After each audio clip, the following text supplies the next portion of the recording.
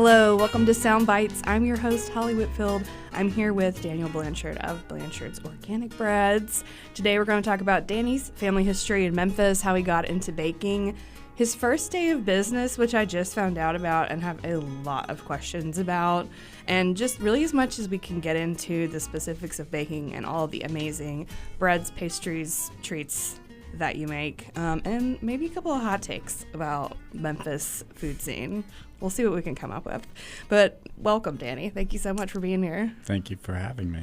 Absolutely. Before we get into all that good stuff, know this is Sound Bites. It's the Daily Memphians weekly dining podcast. It's a part of our free podcast series.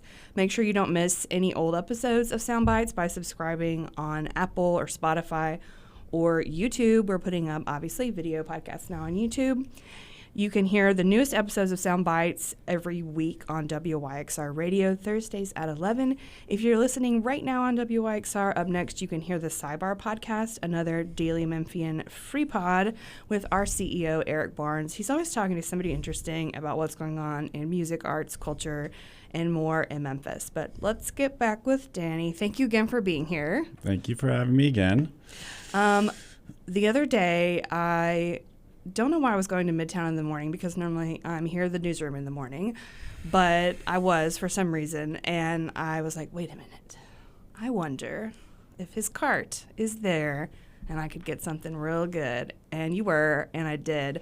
I got focaccia that we're going to talk about, or I got a chocolate eclair, and I got a loaf of milk bread. Amazing. Good stuff.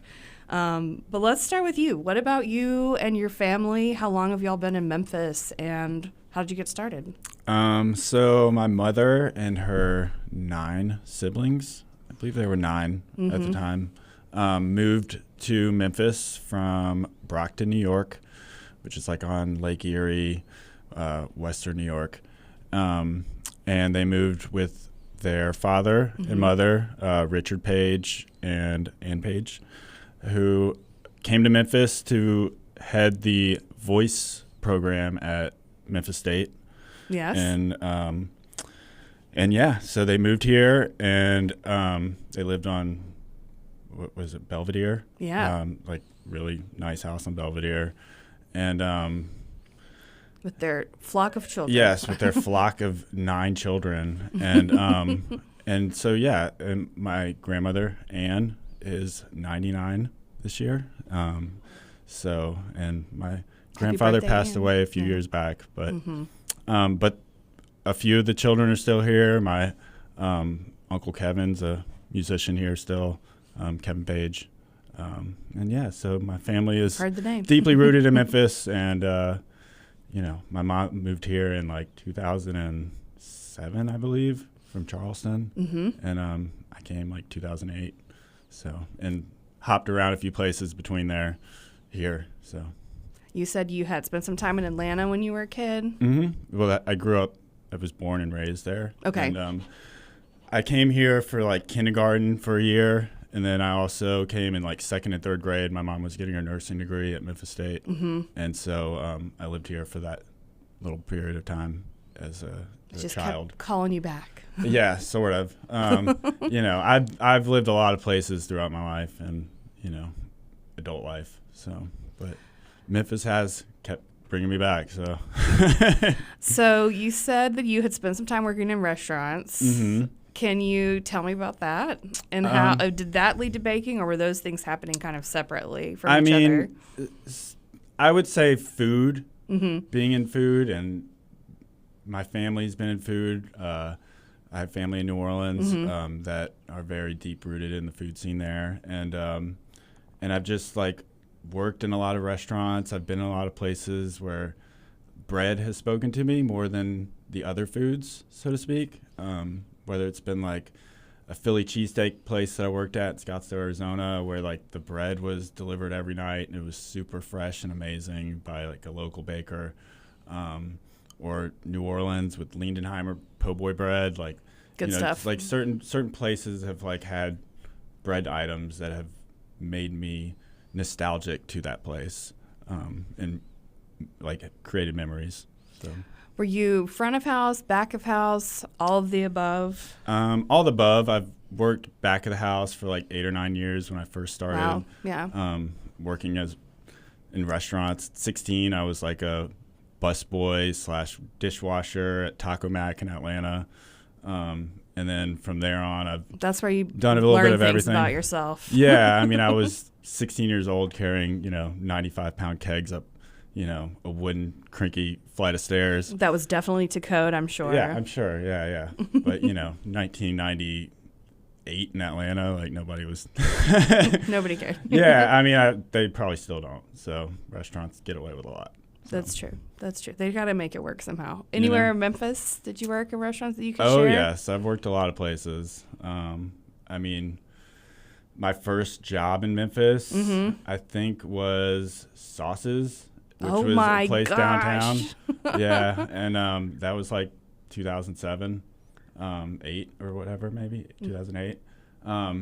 But, yeah, from there, I worked a lot of places. But Memphis was the first place I worked front of the house. Yeah. So, like, making that shift from back of the house to front of the house is always a very difficult one if you're, like, tired, burnt out from working in the back. Like, it's hard to, like, be seen as somebody that's worthy to be in the front. How that, like, kind of weird hierarchy is. Or, It's just different. Yeah, it is different. It's different dynamics. So, and anyway, so I came here and I was wanting to switch, and I did. So that was a nice switch, but I did that for like 14 years, 15 years, and got burnt out of doing that as well, and just working for other people, and maybe having a job one day and not for the next, for something that you can't control or have no control over at that point. So anyways, I just I wanted to make a shift and do something on my own, because I feel like I had the experience and nobody was giving me an opportunity to do that on my own. Not that they really do that in restaurants. Nobody's like, hey, so what are you interested in doing? Right. It's do this job. Yeah. So then tell me about when you first started baking. Yeah. Well, first started baking. I mean, I've baked here and there throughout my whole life. Yeah. I've eaten organic since probably 2006. Wow. I've started like really caring about the quality of food that I was getting in my body, especially putting in my home and eating and cooking with. And so I've always like had a nostalgia or an idea of what something should be. And if I can't find it in the area that I live, I try to make it myself. And, it's not always great the first time or the second time, but you try something over and over again and you get better at it. And so, biscuits were like the first thing that I started baking. That was my because question. I always wanted like to make a good biscuit. Or when I lived in Oregon, I got my brother-in-law, Greg Saunier, is a famous chef in New Orleans, his recipe for king cakes, because I couldn't get a king cake there, so I tried to make one, and it was good. It was just, it wasn't what I've gotten to now, but it was a great recipe. I still use a few things out of it for my own king cakes, but yeah, just I've always wanted to create things in my home that, I feel like were what they should be. The platonic ideal. Right. What's the platonic ideal of a biscuit to you? Just there's too many kinds. Buttery, flaky, layers. Layers. But not like Grand's layers. Not like the ones that you can like peel off and they're like a perfect bread circle. Yeah, exactly. Which I did grow up eating those, so like no hate to that. It's just, in my mind it should be something that's got like crumble to it, but also like flaky, So. That sounds great. I haven't had a really good biscuit in a long time, just because I don't know.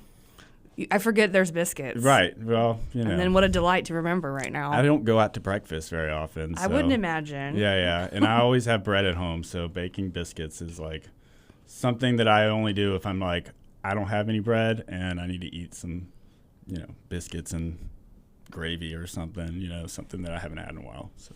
So people say baking, and it can mean so many different things because we survived through the cupcake craze. Mm-hmm. We've had all the trendy baking stuff and cookie the crazes, cookie crazes. Yeah, 1,000 grams of sugar in them. And yeah. But I think maybe you tell me, people in Memphis are like, oh wait, baking it could also be like just bread, right? Or it can be like kind of a patisserie or that kind of thing. Especially with all of the Asian bakeries that we've had pop up in the last few years. Right. Yeah. So I think that's kind of fun. Yeah, I mean, people are certainly not just on the overly sweet need for, their gluten fix or non-gluten fix for that matter, I guess, if you're that kind of baker. But I think people, certainly seek out savory things a lot more. I wish I could make more. But generally, I always have, 3 options that are savory and, 6 to 7 that are sweet, but not I try not to make things that are overly sweet. If I make a cinnamon roll, there's an icing on top, but there's a depth to the bread inside of that as well. And so I like things that are a little bit more balanced than just one-dimensional in the sweet side. Right. You aren't just going to kind of start vibrating after you eat I mean, and you might, but it depends on your tolerance to sugar, I guess, in that manner. But there are things that I make that are very sweet, but there are things that are balanced. Even my banana bread is it's got a lot of fats in it and a lot of good fats, but sour cream also and butter also, but olive oil and So I think that there are a lot of depth to it, right? And I don't know. I like things that have dimensions to it. So let's talk about the truck since we're talking about. Do you prefer a truck? Do you prefer a cart? It's a cart. It's a cart. Yeah, I drag it. There's no electricity. Okay. Yeah. He drags it. It's a cart. When did we start the cart? 2023. And that we were talking a little bit before we started recording. It feels like you've been doing this a little bit longer, but only since 2023. I had been selling out of my home. Okay. Since 2021, I believe. And pandemic baking. Yeah, I mean, you were doing it before, but well, I mean, not really before. I think there were sourdough things that were going on the internet before I noticed, but I also didn't notice and was like, oh, let me try sourdough because other people are doing it. Yeah. I just wanted to make things that I felt like there was a void of in Memphis. Yeah. And I know that I had bought bread from Allie Rohrbacher when she lived here before she started Hustle and Dough. She was selling sourdough bread out of her home, and that was all inspiring to me that she did that, and then she went on to mastermind and open Hustle and Dough downtown. Yeah, good stuff. And then I wanted to do something similar to that, so and that's what I did. I didn't necessarily want to start something and sell it to somebody else, but that was her story, and I've done what I feel like I needed to do for Memphis. So do you only sell directly to consumers, basically? I do now. Okay. Yeah. I did before sell to a few other shops around town, but I feel like what I do is so fresh and needs to be done daily, needs to be sold on site. There's not a lot of things that I make that can be sold the next day. Right. Other than a quick bread like banana bread. And so, if a place isn't selling everything and making their profit margin that they need to make off of something, it's hard for them, and I understand that.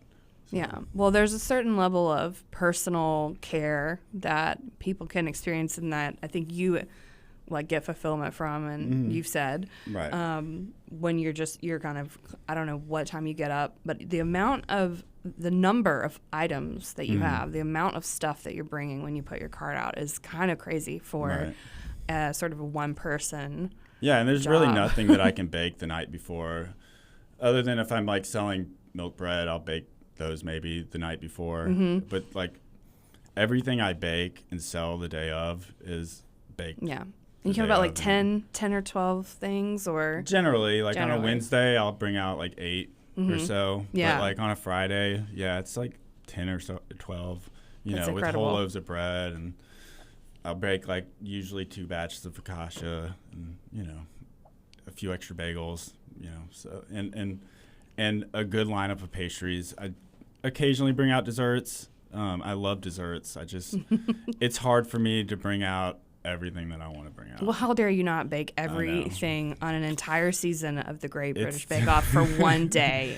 Well, every week's worth of competition. I would have had to seen the show to know what I'm baking on there, but I get a lot of inspiration off of like YouTube chefs and Instagram, just like seeing things that people do around the world that I can't see in Memphis if I'm just in this scope of things. So what's your week like? Where can people find you? Yeah, so right now I'm selling Wednesdays and Fridays at Joe's. Mm-hmm. Joe's Liquor in Midtown at Poplar. Joe's Wines. Joe's Wine and Liquor. Sorry. Yes, it's okay. I bet they Joe's Wines in Midtown. Yes. And shout out to Cisco. He's great. I love what he's allowed me to do there.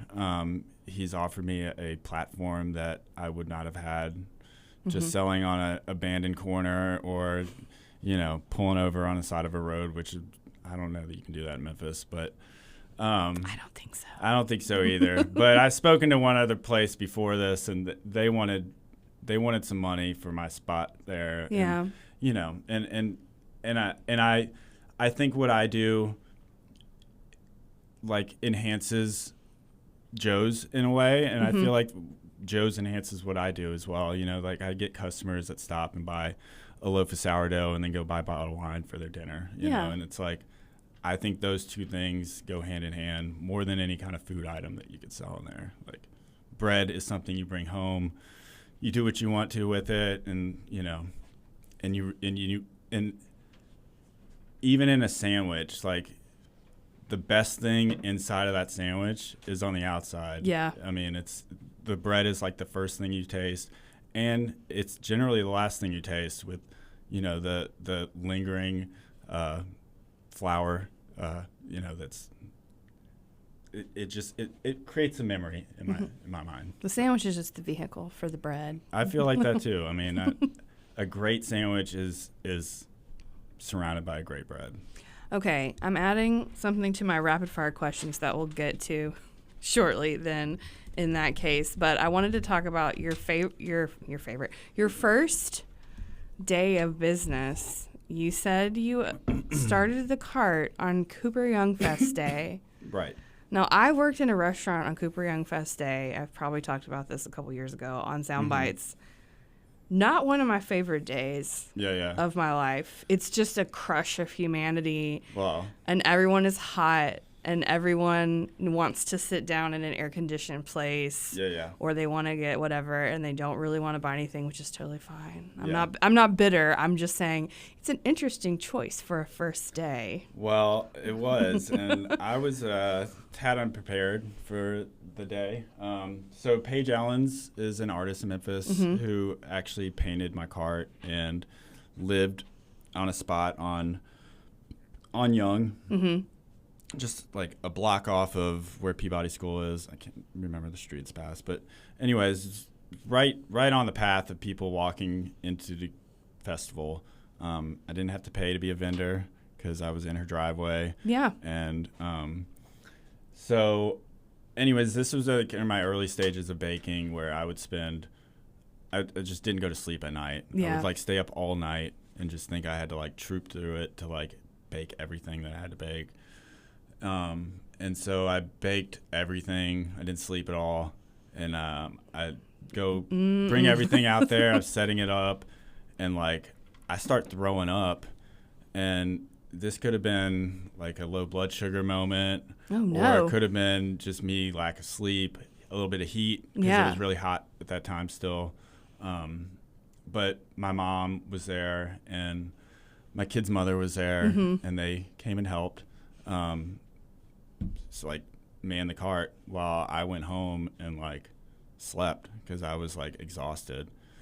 So they stayed out there for like 3 or 4 hours and like sold and, and helped me because I needed it. So, yeah. Anyways. Wow. Well, you are certainly not the only person that's ever had an experience like that on Cooper Young Fest Day. I'm sure. Yeah. Not the last. It's exhausting. and we were in a very shaded area. We weren't on the main road or the main highway through Cooper Young down Cooper.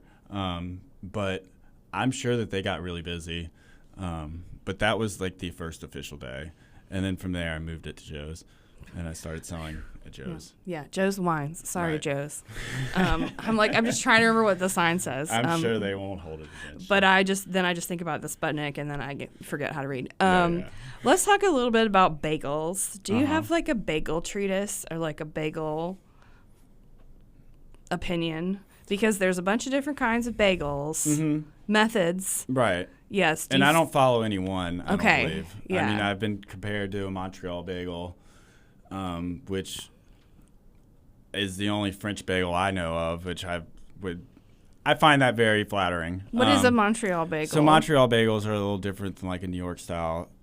Generally, they're boiled in, I believe, honey. And then also they're done on like a wood plank that's wrapped in like a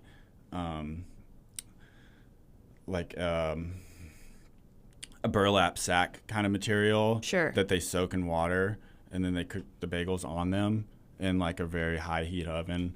But that creates like a steam underneath the bagels. And so anyways, they have different kinds of methods. I do mine I boil it in barley malt vinegar or extract, which is like the traditional New York method. They are sourdough bagels also. And then I cook them on a baking steel at a pretty high heat. So they get a nice char on the bottom. They kind of caramelize on the outside without having to add water. Nice. Yeah. But I do also make my like everything seasoning bagel seasoning. So then I add some fennel to it, which is like a little different. So. Yeah.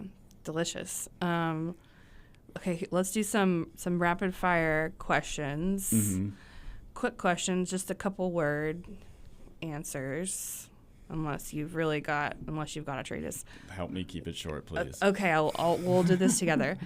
Your favorite item to bake? Focaccia. The most popular, the best seller on your cart? That varies week by week. It could be sourdough bread. It could be focaccia. It could be chew puffs. I mean, it just... Things come in waves, I feel like. So there is not one answer to that. Fair enough. Something that's underrated that you've made in the past, you think more people should have bought it. They were missing out. That also comes in waves. I feel like sourdough bread sometimes. I think I made 12 loaves last week on a Sunday, and I think I sold like 7 or 8 of them. So, I feel like in other cities, like there are generally lines of places like what I do where people are lining up in the morning, and sometimes I'll have 3 or 4 people waiting for me, but like that's not what I see on the interwebs. Yes. And I'm not saying that like I deserve that, but I feel like I deserve that. Yeah. Fair enough. I put out really great quality stuff where I feed my family the same quality that I make, and I think that's really big. And I try to make memories for people. Yeah. What is the first thing you made that you baked or made, I guess, that made you say, nope, I'm going to do this for a living, essentially, for my job? Was there like one? I mean, I think it was sourdough bread is what I started with because I felt like that was simple. And to be honest, if I could bake 300 sourdough loaves of bread a day and sell them all, and that could be the only thing I did, I'd do that in a second. Because I would only have to buy 2 things. Yeah. Flour and salt. And, water, obviously, I have to buy, but I don't have to go shop for that, That would be the epitome of happiness. You'd like that. It would be so simple. Let's But make it now happen for I have him. probably 100 different ingredients that I have to buy just to Right. make all the stuff that I make, and a lot of it I have to shop for on the web to get stuff at a cheaper price to buy bulk, and and that includes packaging, and I wish it would be simpler. So, what's something that you've tried to bake or tried to make Mm-hmm. that has not gone the way you hoped? I mean, I would say Something croissants. you want to try again. Oh, Croissants are always going to be the most difficult thing that I make, that are very hard to perfect, especially doing it by hand without a machine. Yeah. It's just consistency is not there for me. And Yet. Yet. But I do keep trying, and I do keep trying to sell. Even the things that aren't perfect, I try to sell, because if it's not perfect, it still deserves to be eaten. I mean, and I do try to account for that in the pricing of things if they're not where they should be. So. Okay, your favorite sandwich or sandwiches? You can pick two, I guess. My Allow favorite it. sandwich, Yeah, like of all time. yes. Like I would have to say either a great Cuban. There's this place in Atlanta called Cool's Corner that I used to love all the time, or maybe a roast beef po' boy from like Parasols in New Orleans. Mm-hmm. Like I love simple things that are just like timeless. Yeah. Yeah. Delicious. Okay. You got a hot take about the Memphis food scene, restaurant scene that won't get you in too much hot water? I mean, hot water. I'd have to have people that relied on me in the Memphis food scene. I mean, I have a lot of great customers. I can't say there's many that are in the Memphis food scene that I know. Mm-hmm. There's a few that come and see me, but Yeah.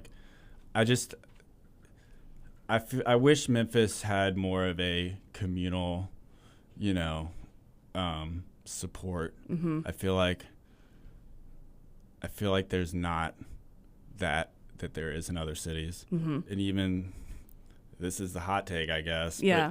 But, I feel like even Nashville supports other companies and businesses a little bit more. Fellow small business owners supporting each other. They buy more. bread from a bakery to enhance their sandwiches, or, buy local cheeses and support their, sandwich with that to make it better. I don't know. There's room for growth. There is room for growth. How about that? And I feel like, I feel like I'm trying to supply that. I am so small that I can't really supply bread to a full scale restaurant the way I do it, but there is growth in what I can do, and I can make more. It just, I haven't gotten there yet. All right. So. Thanks for your honesty. We always have to do I don't that know. here on Soundbites. We get to a point where we're like, all right, well, here's the real deal. Yeah. I do love Memphis. I just want to see Memphis grow better, and not just out of town places come in and take over the scene. So. Yes. So that's actually what I was going to ask about. Where do you go when you go out? Do you go out? I don't go out very much. Mm-hmm. I mean, I have 2 children of my own that I co-parent with their children's mother, and then my lady has 2 children of her own as well. So I don't really go out that much. Fair enough. I'm 42, about to be 43. It's my times of going out and partying, or even, It doesn't have to be partying. I know. Could be Even going out to eat, though, I feel like I make not maybe better food than anybody in Memphis, but I make what I want the food to be. Right. And what I want my family to eat. And the price of going out these days has gotten pretty crazy. What is going on? Yeah. It's so wild. And I know my stuff's not cheap, but I don't think my stuff is inflated either. I try to price things at a reasonable price, and it's hard to go out to eat and to justify that when I can make the same stuff at home for a fraction. That is, but then we're in this push and pull of wanting to support our I local understand that. businesses. No, and then I do We're all in understand. that boat, though, where Yeah, we're yeah. like, oh, it used to cost this much for 2 people. Right. And now it's this much. So we've got to make choices. Right. Um, and you yeah. know, there are a few places. I love Chuki's, which is right down the street from me. That one keeps coming up. Yeah. Chuki's folks. Y'all want to come on this podcast and tell us about why all our guests love you so much? Yeah. I mean, it's great, like Southern California style Mexican food, which I really like. That was always my favorite kind of places in Atlanta growing up. Yeah. So that's what I loved. Tex-Mex, not so much, but yeah. Chuki's good stuff. I like it. Yeah, it's fresh. We have a couple more minutes. Tell me about your focaccia, because this is what I got when I tried it. And I called it loaded, but maybe it's not really. Maybe it just always is meant to have, like, there's, like, squash. There's some kind of pepper. I didn't even know what all was on it. I just looked at it and knew that it would be good, and it was. Right, and I vary ingredients probably maybe twice a week. If not once, I'll make the same stuff so that people have a chance to get it. But at least every other week I change it. Yeah. And it's just like, it's one of those things that by itself it's fine, you know, if you're just putting olive oil on it and a sprig of rosemary or whatever, like most people do, some salt. I mean, it's fine if you want to do that, like, you know, make a sandwich or eat it with soup. But like what I'm doing is I'm trying to make something that somebody can grab for lunch. Yeah. You know, and like not have to. It's like a meal. Yeah, if you wanted to grab soup from your favorite place or salad or whatever, like, you know, it would be great with that. But like, it could be literally just something you just eat and you're fine for the, you know, next You could few stand at your kitchen counter and Right. cut it up slowly, slice by slice, and enjoy it. I'm Yeah. not saying that I did that. You can toast it too and make crostinis with it. Like Yeah. there's a lot, or you can make a sandwich with it too and just put a few slices of meat on it or, you know, some extra veg. But I wanted to make it something that you don't have to add anything to necessarily. So, and I feel like there's so many places that I've had focaccia at, not here in Memphis, so to speak, but like in my lifetime that has not been what I felt like it should have been. And that goes back to a childhood memory of a local bakery in my neighborhood in Atlanta, where a woman made sheets of focaccia and sold them for like $5. That was like the size of my head as a child. And, you know, it was just amazing. And that's what I wanted to bring out. That's what you're going for. Exactly. Well, folks can find Danny at Blanchard's Organic Breads at Joe's on Wednesdays and Fridays, but definitely follow you on Instagram and see what you've got on the card that day. Right. Highly recommend. Good stuff. Thank you so much for being here. Thank you for having me again. It's been really fun. I love getting into the nerdy bakery stuff. Please tune in to Sound Bites on WYXI Radio Thursdays at 11 or listen wherever you get your podcasts, Apple or Spotify. Again, we're on YouTube now. I'm Holly Whitfield, your host. Thank you again, Danny. Thank you. Cheers, y'all.